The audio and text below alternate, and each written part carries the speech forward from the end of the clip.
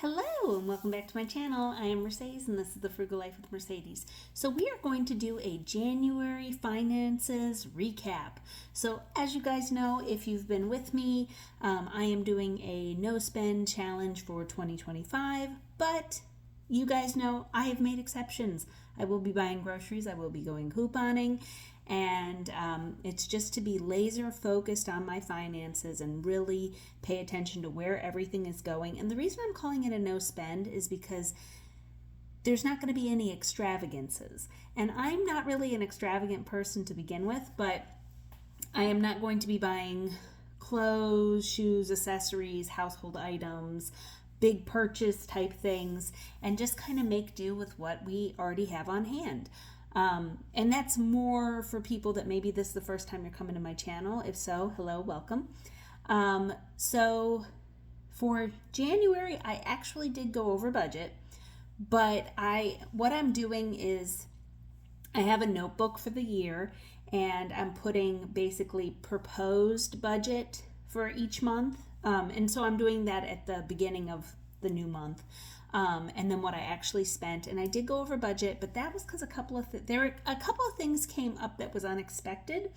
Luckily, I had the money for it, so I didn't go, have to put it on the credit card and don't know how I'm gonna pay for it. It was just more than I was planning on spending, but those things happen.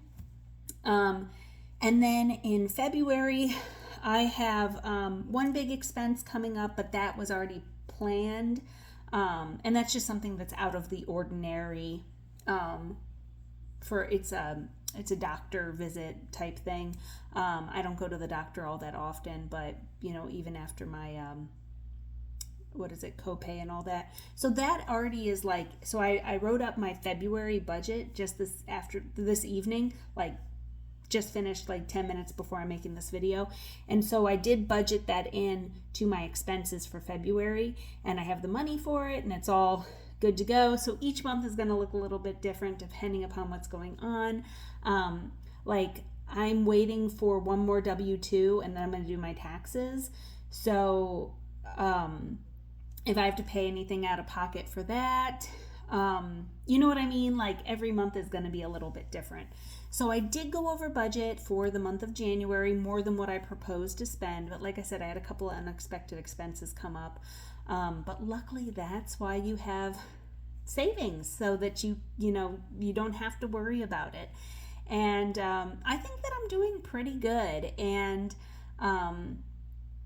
my issue is a lot of times, I will set aside money, I'll say I'm going to spend X amount of dollars on a specific category for a month, and then I usually will kind of go over, and I have the money for it, and then I'm still able to put money in savings, but was that purchase necessary?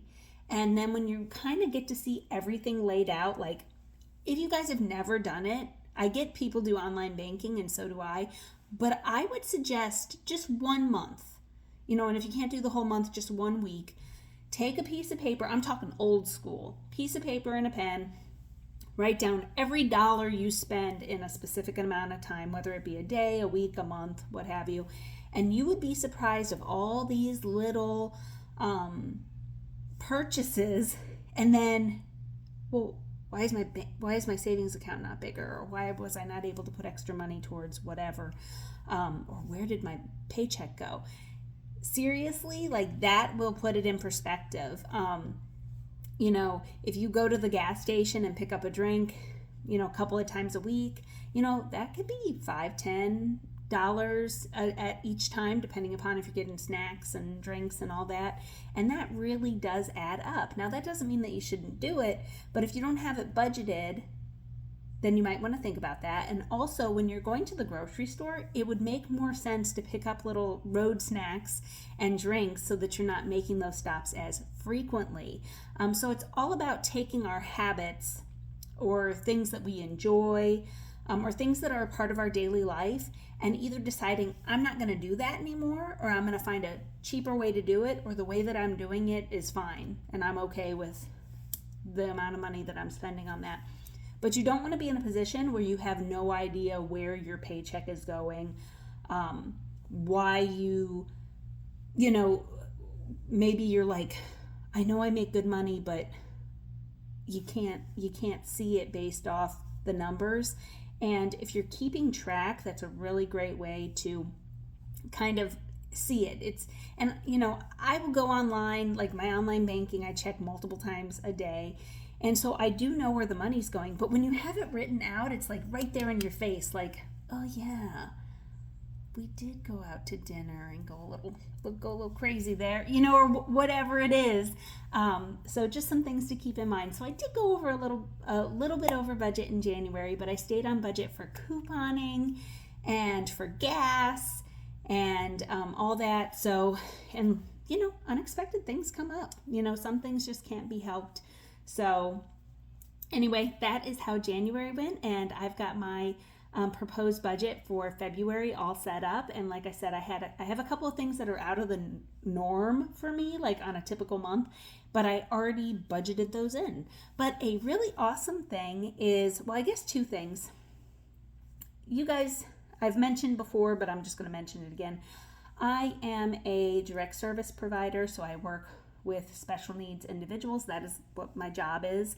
And I sometimes do respite. And if you don't know what respite is, it's basically just watching a individual for an extended amount of time so that their guardians can be elsewhere, but the person is still, being taken care of.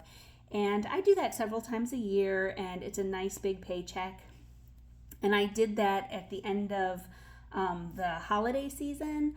I was with an individual for a little while, and so that paycheck came in, and that was really awesome. That was a big chunk of money.